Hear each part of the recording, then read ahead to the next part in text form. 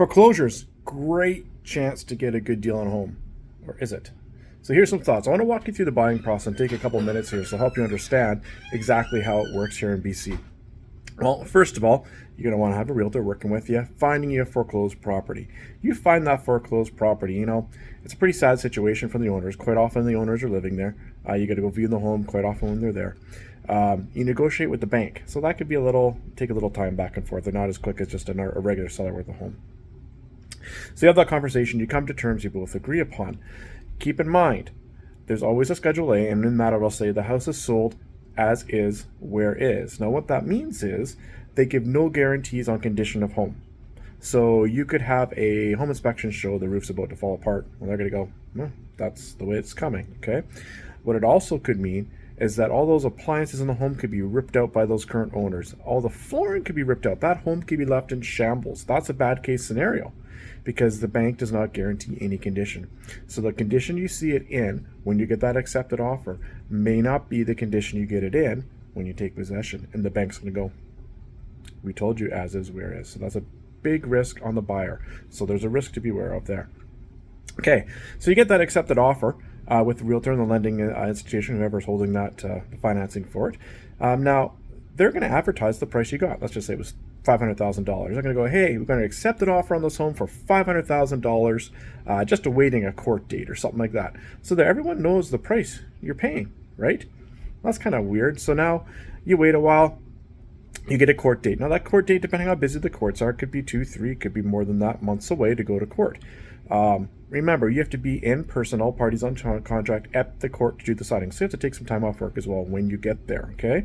Now, keep in mind, everyone knows the price you have got accepted. Now, they're just going to walk into court at that court date time with a sealed bid. So basically, they're going with subject-free offers. They have their deposit check in hand. They go to court, and they go, here, Mr. Judge, Mr. Lawyer gives it to the judge. Here is my offer to purchase. Now, you can almost be guaranteed it's going to be more than the offer you already put in, and think you've already gone through and paid out for home inspection, maybe a bank appraisal, things like that. So you've got money out of the pocket. Now, people are coming in with higher bids and better bids than yours because they know what yours is.